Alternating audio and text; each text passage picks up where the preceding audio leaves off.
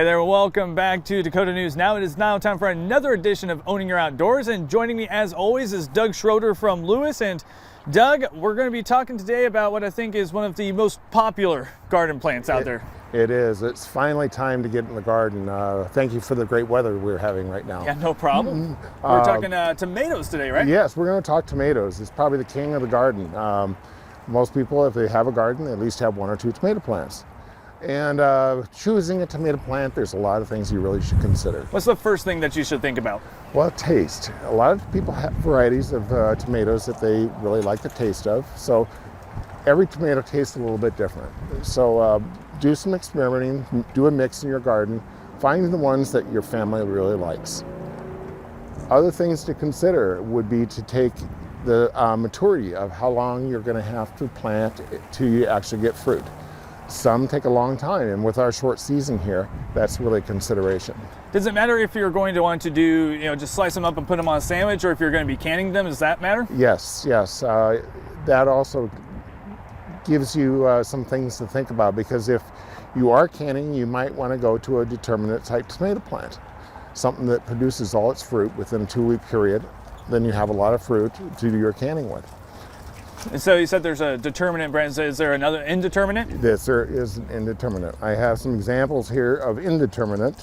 Right now we have Rutgers Select, Beefmasters, Early Girl, and Better Boy. Some great vine type tomatoes. They produce tomatoes all season long, very productive. It's just not a lot of fruit at one time. And then a lot of people like the determinate type tomato, which is classified as a bush tomato usually. And I have some examples here: Early Girl, Bush, Celebrity, Big Boy, and Roma.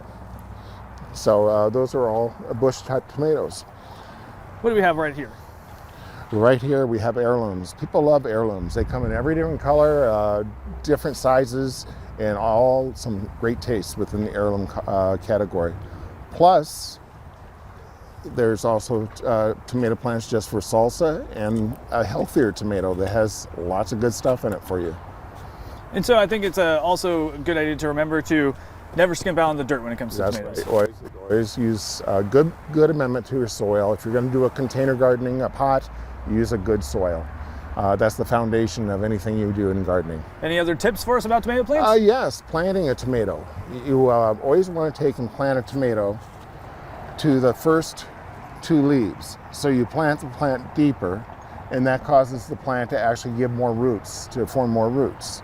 Some people will plant it straight down. Other people will plant it in a trench, lay it down, and the tomato will upright itself because it wants to grow to the sun. But always plant it deeper. Like I say, the first group of leaves, plant your plant down to there. All right, some solid advice from you this morning, Doug. We're going to have all this information online after the show at dakotanewsnow.com. Doug, thank you as always. And make sure you stick around because we have Fast Cast coming up after the break.